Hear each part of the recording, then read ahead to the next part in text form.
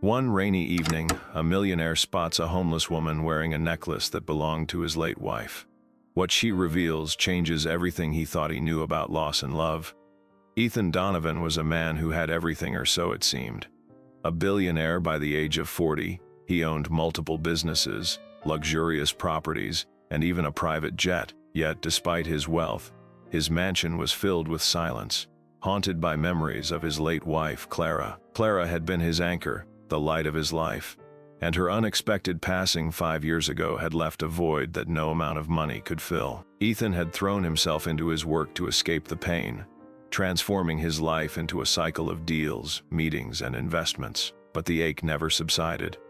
Clara's laughter echoed in his thoughts, and her favorite necklacia gold pendant with a tiny sapphire heart remained locked away, a bittersweet keepsake of their love. The necklace had disappeared mysteriously during a charity gala just weeks after her death, adding another layer of heartbreak to Ethan's loss. Though he had hired private investigators to locate it, their efforts had been in vain. One cold evening, Ethan was driving home from a late meeting when a sudden downpour forced him to pull over. Through the rain-streaked window, he noticed a figure sitting on the pavement, clutching a tattered blanket. Something glimmered on her neck. Curiosity piqued. Ethan stepped out into the rain, his polished shoes splashing in the puddles.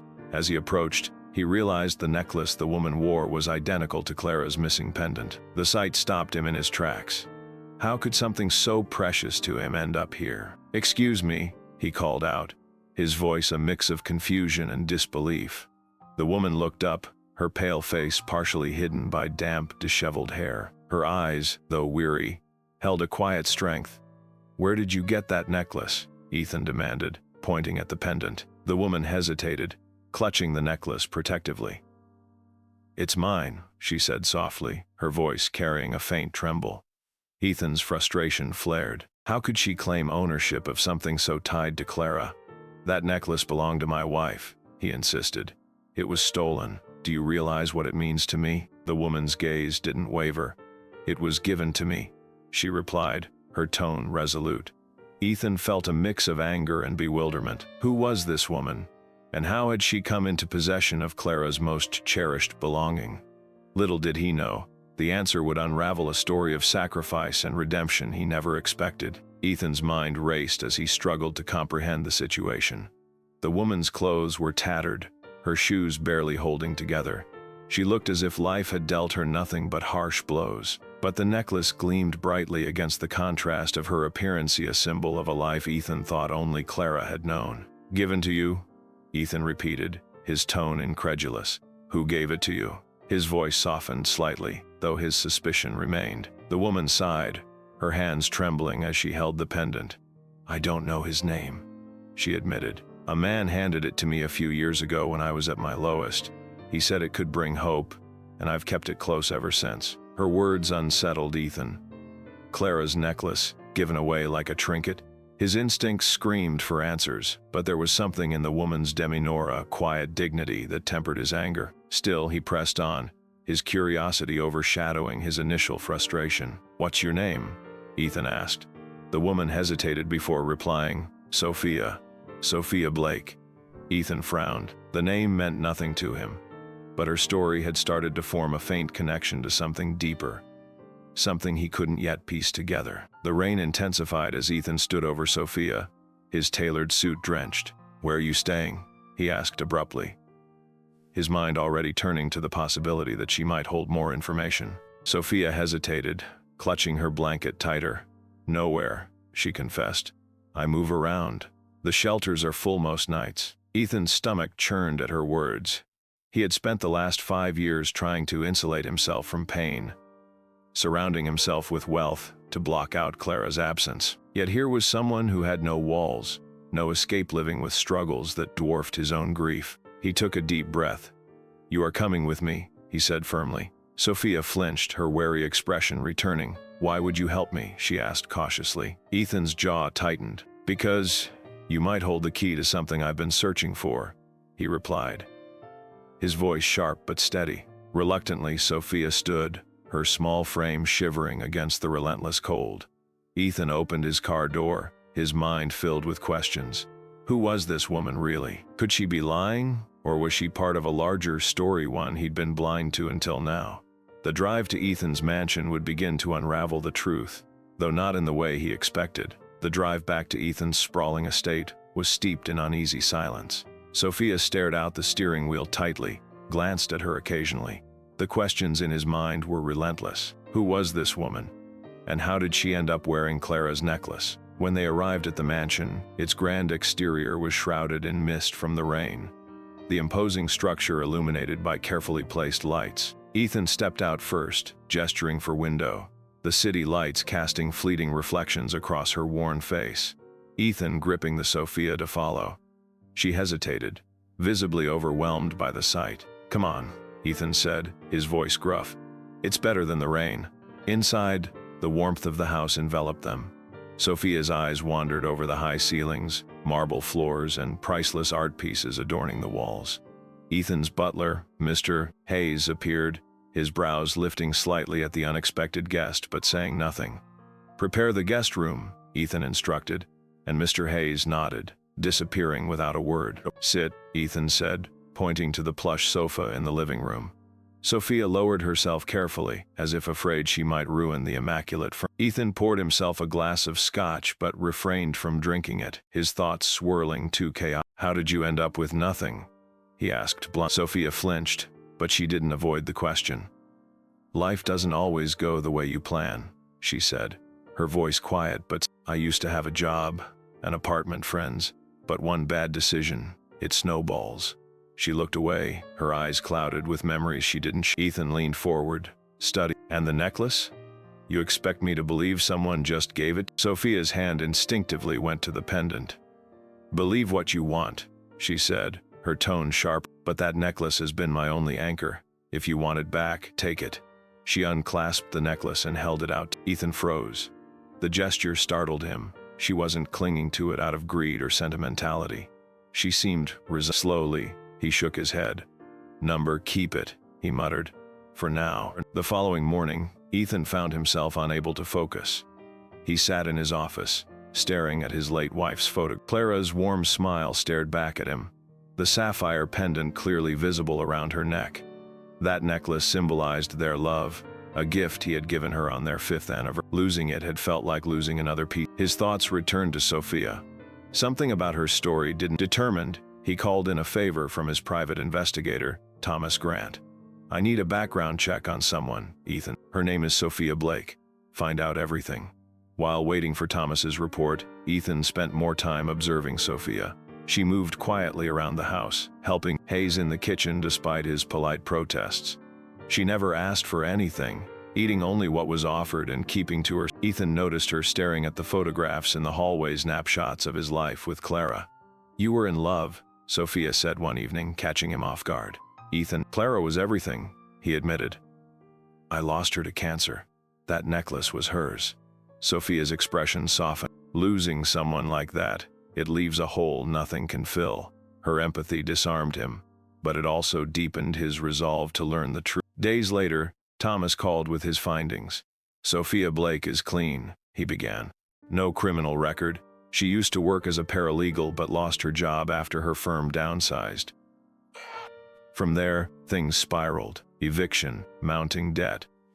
She's been homeless for 3 years." Ethan frowned. "And the necklace? That's where it gets strange," Thomas replied. "The man who gave it to her was David Langston, Clara's brother." Ethan's breath caught. David? Clara's estranged brother? They hadn't spoken in years after a bitter falling out. Why would David have given Clara's necklace to a stranger? Ethan decided he needed answers directly from Sophia. That evening, he confronted her, holding nothing back. "David Langston," he said, watching her reaction closely. Her eyes widened. "He's the one who gave you the necklace, isn't he?" Sophia nodded slowly. "Yes, he said it belonged to someone he cared about, someone who deserved better than he ever gave them." Memories of Clara and David's last argument surfaced. Had David regretted their estrangement enough to use the necklace as a symbol of redemption? The pieces were starting to come together, but there was more to uncover about David, Sophia, and perhaps even himself. Ethan couldn't shake the weight of the revelation. David's involvement with the necklace opened a door to a past he had tried to bury. That night, Ethan sat in his study, staring at the sapphire pendant Sophia had returned to him earlier in the day. The cold metal against his palm felt like a tether to Clara, a reminder of her enduring influence. The following morning, Ethan called Thomas again. While waiting for answers, Ethan decided to bridge the growing tension between him and Sophia. He found her in the garden, kneeling beside a patch of flowers Clara had planted years ago. "You are a mystery, you know that?" Ethan said, startling her. Sophia stood, brushing her hands on her jeans. "If I am such a mystery, why not just ask?" she replied, her tone softer than he expected. Ethan hesitated. "Why did David give you the necklace? Did he tell you about Clara?" Sophia shook her head. "He didn't mention her by name," she admitted. "He found me one night, sitting outside a bus station. I'd lost everything by then, my job, my apartment. He offered me a meal and gave me this necklace. He said it reminded him of someone who taught him what it meant to love, without conditions." Ethan's chest tightened. David's words echoed Clara's own philosophy. She had always believed in forgiveness, even when it seemed impossible. Sophia continued, her voice tinged with guilt. "I didn't know its value. To me it was just a lifeline, a reminder that someone, somewhere, saw worth in me when I couldn't see it myself." Ethan regarded her carefully. For the first time he saw past the layers of weariness and struggle. Sophia wasn't just a survivor, she was a fighter. "I am going to find David," Ethan said firmly. "You deserve answers, and so do I." Sophia's expression wavered between hope and apprehension. "If you find him, tell him I am grateful. That necklace saved me in more ways than I can." A week later, Thomas delivered news that changed everything. David Langston had been living in a small town a few hours away, running a modest community center for at-risk. The man who had once been estranged from his family was now devoting his life to helping others. Ethan wasted no time arranging a visit. He invited Sophia to join him, hoping her presence might reveal more about David's motivations. The drive was quiet, each lost in their thoughts. For Sophia, it was the uncertainty of revisiting a pivotal moment in her life. For Ethan, it was the chance to confront a ghost from his past. When they arrived, the community center buzzed with activity.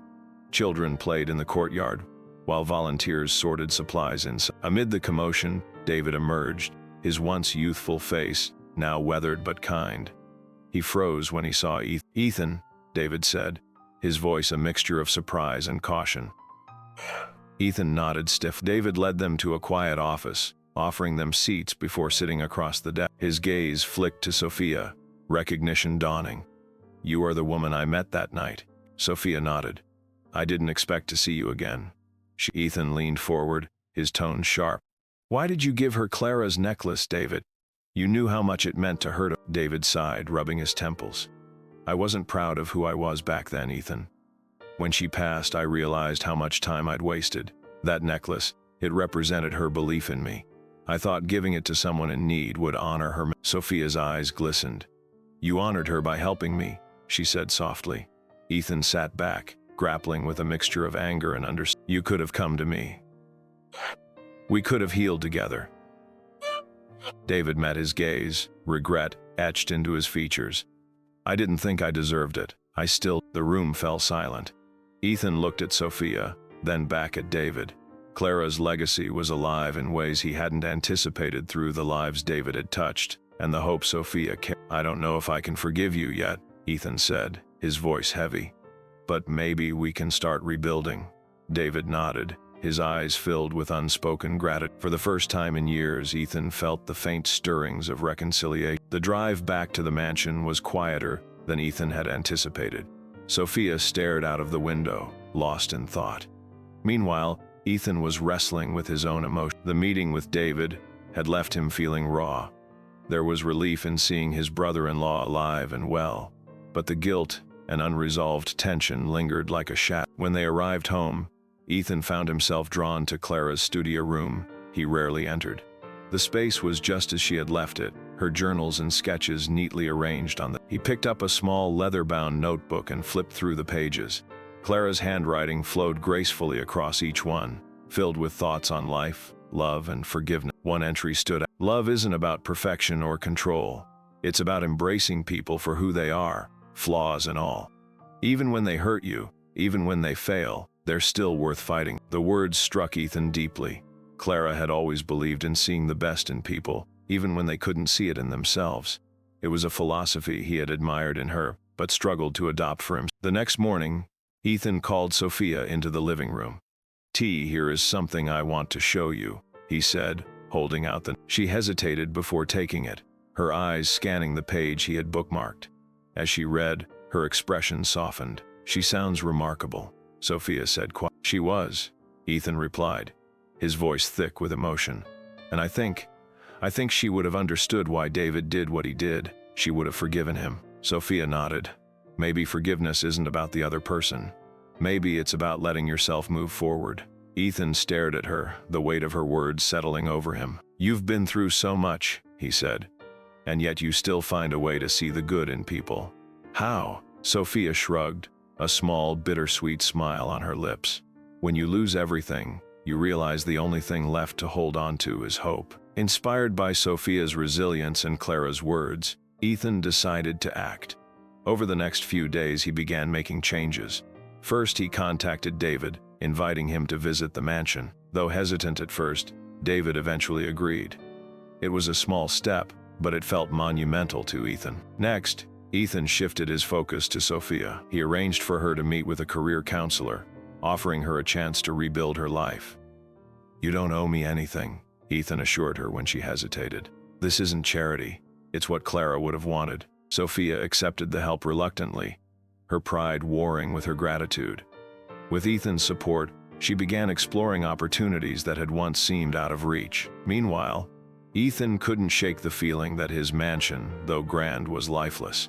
He began reaching out to local organizations, offering to host charity events and fund community programs. Slowly, the empty halls began to fill with purpose and activity, mirroring the transformation happening within him. One evening, as the sun set over the estate, Ethan found Sophia in the garden, tending to the flowers Clara had planted years ago. "You've brought this place back to life," he said, his voice soft. Sophia glanced up, a faint smile on her lips. "I think it was already alive. It just needed someone to notice." Ethan joined her, crouching beside the flower bed. For a moment, they worked in silence, their hands covered in soil. It felt grounding, a reminder of the simple human connections that often got lost in the chaos of life. "You've taught me something important, Sophia," Ethan said after a while. "I've spent so much time chasing after things I thought mattered: success, control, closure. But it's people who make life meaningful. People like Clara, like David, like you." Sophia looked at him, her eyes glistening. "I think you already knew that, Ethan. You just needed someone to remind you." The words hung in the air, a quiet affirmation of the change Ethan had been seeking. The man who had once isolated himself behind walls of wealth and grief was finally learning to let others in. The evening of David's visit arrived, and tension filled the mansion. Ethan had prepared everything meticulously, instructing Mr. Hayes to arrange a dinner that felt both welcoming and understated. He wanted this moment to be about family, not formality. When the doorbell rang, Ethan's heart raced. He opened the door to find David standing there, dressed simply but with an air of quiet humility. "Ethan," David said, his voice steady but. "Come in," Ethan replied, stepping aside. David entered, his eyes scanning the familiar space. It had been years since he'd last set foot in the mansion, and the memories it held felt both distant and vivid.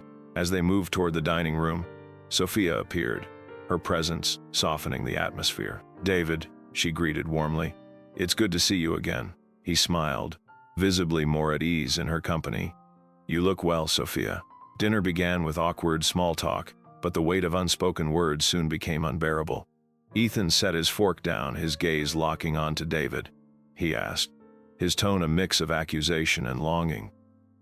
"Why didn't you come to me after Clara passed?" David sighed, leaning back in his chair. "Because I didn't know how," he admitted. "Clara was the one who kept us connected. After she was gone, I felt like I'd lost my anchor.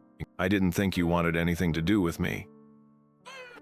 "That wasn't your decision to make," Ethan shot back, his voice rising. "We could have faced it together. Instead, you disappeared and gave away something that meant everything to." David's face fell. "I know I made mistakes," he said quietly, "but I wasn't trying to take anything from you. I thought I was honoring Clara's memory by helping someone who needed it. I didn't realize how much it would hurt you." Sophia, sensing the need to diffuse the tension, interjected. "Sometimes our intentions don't align with the impact we have on others. But maybe this is a chance to heal, to start fresh." Her words hung in the air, and for a moment, the room was silent. Ethan's jaw tightened, but he nodded. "Maybe," he conceded. "But it's going to take time." After dinner, Ethan led David to Clara's study, a space filled with remnants of her life. "She loved this room," he said, running a hand over the edge of her desk. Ethan handed him Clara's notebook, the pages worn from years of handling. "She wrote about you," Ethan said, "about how much she wished you'd find your way." David opened the notebook with trembling hands, his eyes scanning Clara's familiar handwriting. Her words spoke of hope, forgiveness, and the unbreakable bond of family. As he read, his shoulders shook with silent sobs. "I didn't deserve her kindness," David whispered, his voice thick with emotion. "But she gave it anyway. That's who she was." David closed the notebook, his tears subsiding. "I want to make things right," he said. "Not just with you, but with Clara's men." Ethan nodded, his expression softening. "We'll figure it out together. But first, I want you to know, I am grateful for what you did for Sophia. She needed help." David looked at him, his gratitude unspoken but palpable. Meanwhile, Sophia stood just outside the room, listening. The vulnerability she heard in Ethan's voice and the raw honesty between the brothers moved her deep. For the first time in years, she felt like she was part of something bigger, a family, however unconventional. The next day, Ethan invited Sophia and David to join him in the garden. As they worked together to restore Clara's flower beds, the tension that had once divided them began to They shared stories about Clara, laughing and reminiscing as the sun warmed the earth. For Ethan, it was a moment of clarity.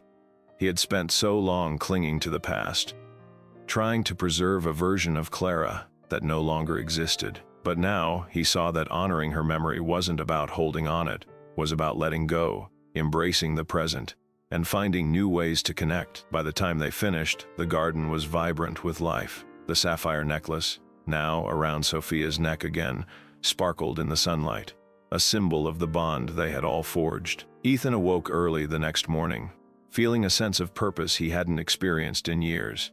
The events of the past few weeks had shifted something deep within him. For so long he had believed that his wealth and success were shields against life's pain.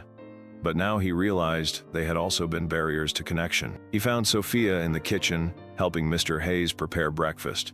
She moved with a quiet efficiency, her demeanor a blend of gratitude and determination. Ethan poured himself a cup of coffee and leaned against the counter. "How are you holding up?" he asked. Sophia glanced at him, surprised by the question. "Better than I have in a long time," she admitted. "Being here, it's given me a chance to think about what's next." Ethan nodded. "That's good to hear. I've been thinking about that too. You've been through so much, and yet you've brought light back into this house. It's time I returned the favor." She tilted her head, curious. "What do you mean?" Ethan set his coffee down.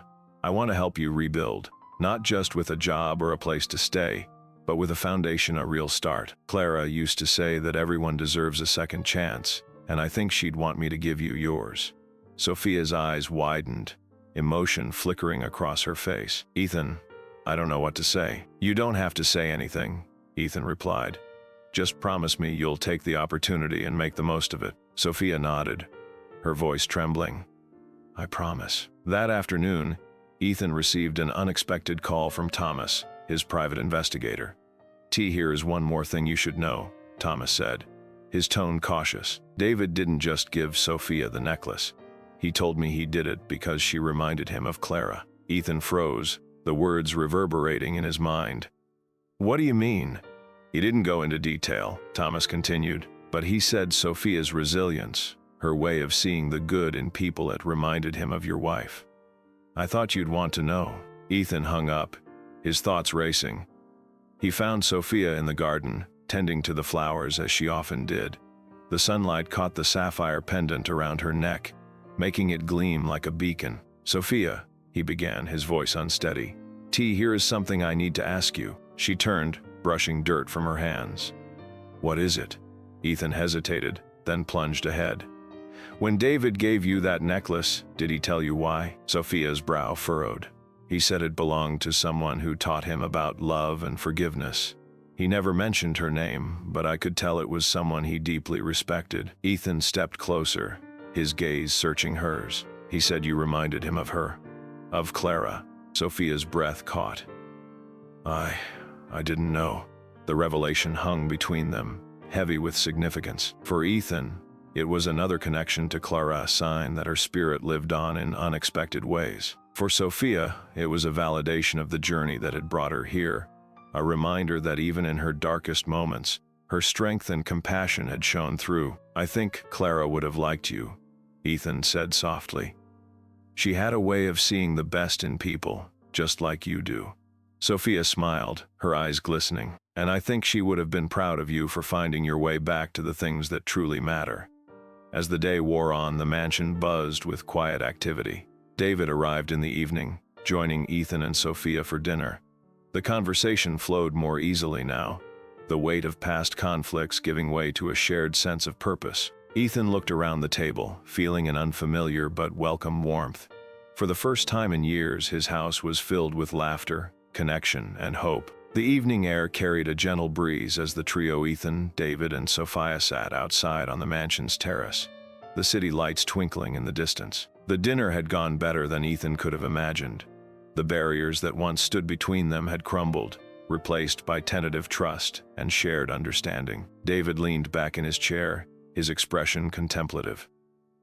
Clara always believed in second chances, he said, even when I gave her every reason not to.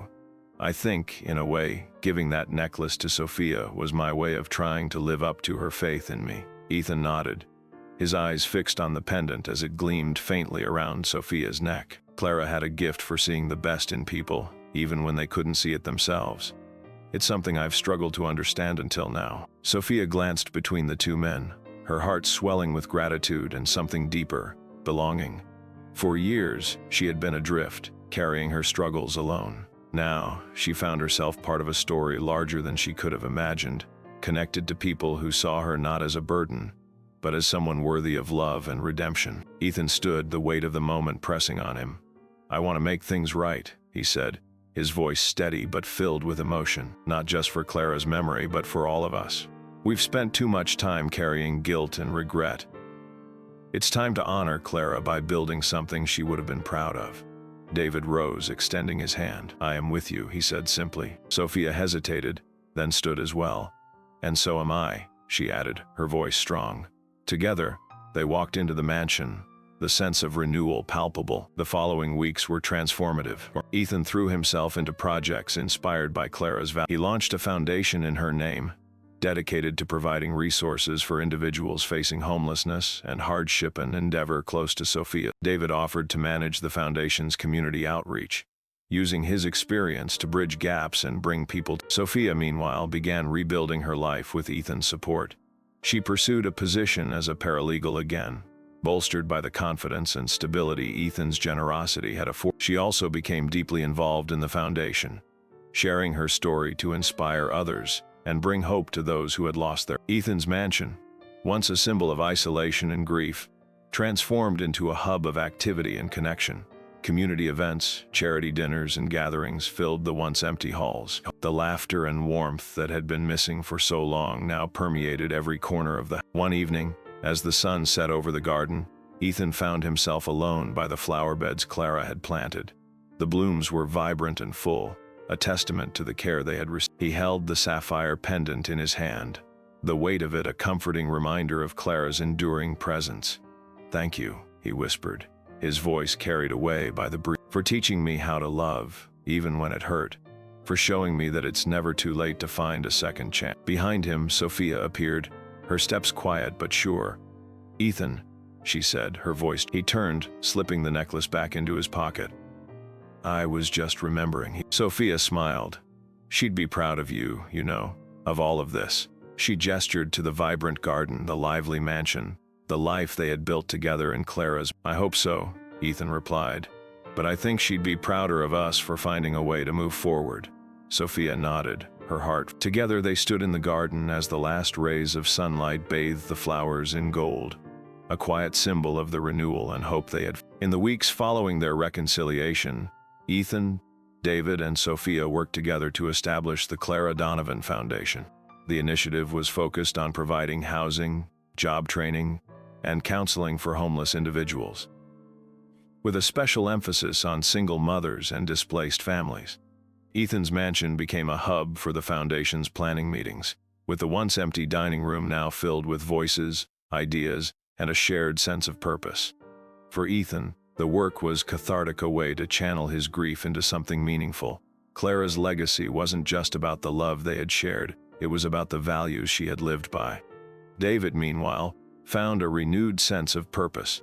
He immersed himself in the foundation's operations, using his years of experience at the community center to shape its outreach programs. For the first time in years, he felt connected not only to his work but to his family. His relationship with Ethan, though still tentative, had grown into something solid. Sophia became the heart of the foundation, her personal journey a source of inspiration. At the foundation's first public event, she stood before an audience and shared her story, the night spent on the streets, the kindness of a stranger who believed in her, and the second chance she had been given. Here is strength in hope, she told the crowd. And sometimes, hope comes from the most unexpected places. It's about reminding them that they matter. Her speech moved the audience, and donations poured in. The foundation was officially launched, with an overwhelming sense of optimism. For Ethan, watching Sophia stand tall before the crowd was a defining. She was no longer the wary, broken woman he had met. She was someone who had rebuilt herself, and was now helping others do that. As the foundation grew, so did the relationships among its founders. Ethan and David began spending more time together outside of work, rebuilding the bond they had. They often reminisced about Clara, sharing stories that brought laughter and occasional tears. One afternoon, as they sorted through old photos for the foundation's website, David held up a picture of Clara wearing the sapphire necklace. "She believed in us more than we believed in ourselves," he said, his voice thick with emotion. Ethan nodded, his gaze fixed on the photograph. She saw things in people that they couldn't see in themselves. That's what made her extraordinary. Sophia, overhearing the conversation, joined them at the table. "She must have been incredible," she said softly. "And I think she'd have loved you, Sophia. You remind me of her not just because of the necklace, but because of your strength and compassion." Sophia blushed, her hands clasped tightly in her lap. "That means more than you know," she said. Later that evening, the three of them sat in the garden, watching the sun set over the horizon. The flowers Clara had planted were in full bloom, a vibrant reminder of her enduring presence. For the first time in years, Ethan felt at peace. He had spent so long grieving her loss, but now, he realized that Clara's spirit wasn't confined to the past. It lived on in the foundation, in David, in Sophia, and in the new life they had all built together. Months passed, and the Clara Donovan Foundation became a beacon of hope in the community. The mansion, once a silent monument to grief, was now a vibrant space where lives were transformed. Its doors were always open to those in need, and its halls echoed with the laughter of children and the hum of activity. Ethan found himself spending more time at the foundation, mentoring individuals who had experienced loss or hardship. Through these interactions, he discovered a sense of fulfillment he had never known. Even at the height of his business success, he often reflected on how much Clara had taught him lessons he was only now fully understanding. David, too, flourished in his role as the foundation's outreach director. He organized programs to connect volunteers with those in need, ensuring the foundation's resources reached the people who needed them most. His renewed bond with Ethan provided a sense of stability and closure, allowing him to let go of past regret. Sophia's journey continued to inspire everyone around her. With Ethan's support, she had secured a full-time position at a law firm and was working toward becoming a paralegal. She also served as the foundation's spokesperson, sharing her story at events and fundraisers. Her resilience and empathy became the foundation's heartbeat, embodying the spirit of hope that Clara had cherished. One evening, after a particularly successful fundraiser, Ethan gathered Sophia and David in the garden. The three of them sat beneath the stars, the soft hum of crickets filling the air. "I never imagined things could change this much," Ethan admitted, his voice filled with gratitude. "For so long I thought I was honoring Clara by holding on to the past. But it's this what we've built together that truly honors." David nodded, his gaze thoughtful.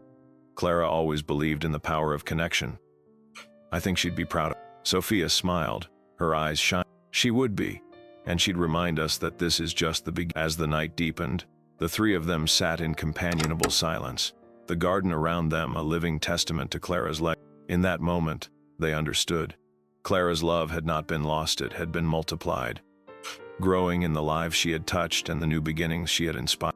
A year after the launch of the Clara Donovan Foundation, the changes were undeniable. The foundation had grown into a cornerstone of the community, providing shelter, counseling, and opportunities for hundreds of individuals. The mansion, once a symbol of loneliness, now radiated life and purpose. Ethan stood in the main hall one afternoon, watching as volunteers and staff moved with purpose, preparing for a community open house. The event marked the foundation's one-year anniversary, a celebration of all they had achieved together. David approached, holding a framed photo of Clara.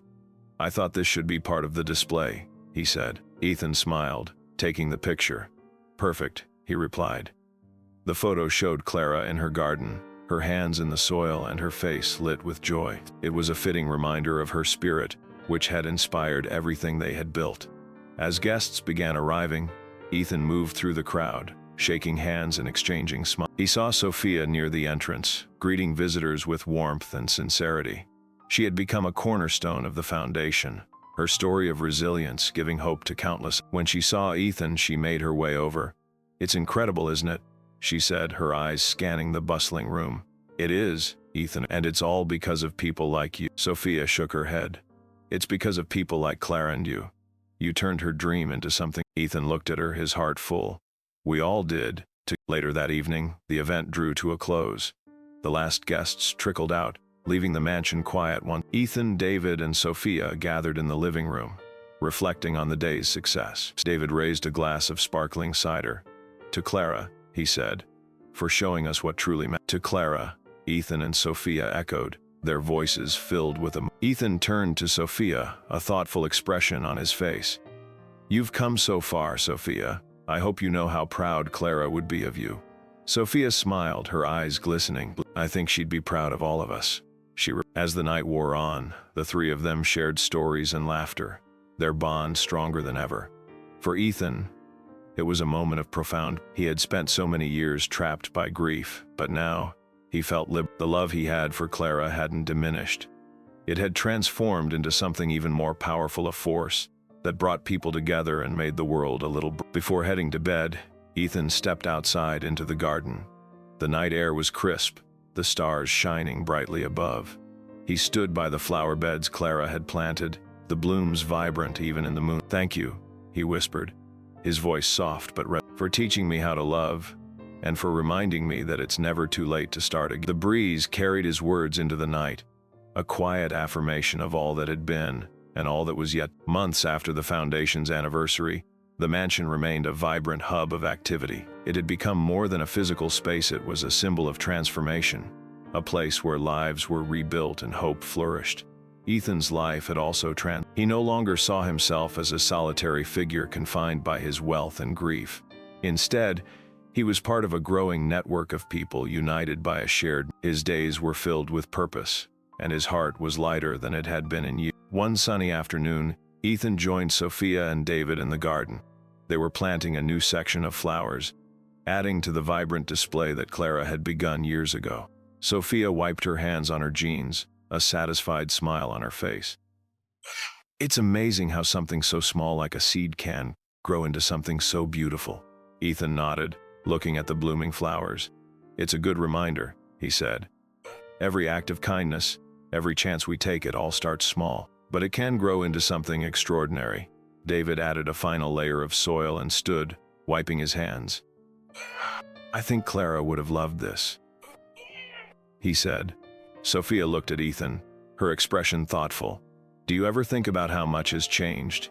How different life is now compared to when we first met? Ethan chuckled, the memory of that rainy evening flashing in his mind. Every day, he admitted, and I wouldn't trade it for anything. As they finished planting, the three of them stood back to admire their work. The garden was a riot of colors, the flowers swaying gently in the breeze. It was a living testament to resilience, growth, and the power of second chances. Ethan turned to Sophia and David, his voice filled with gratitude. "Thank you for everything, for being here, for believing in this, and for reminding me what matters most." Sophia smiled. "We wouldn't be here without you, Ethan." The three of them shared a moment of quiet reflection, the garden around them a symbol of all they had overcome and built together. In that moment, they knew that Clara's legacy would continue to bloom in their lives and the lives they touched.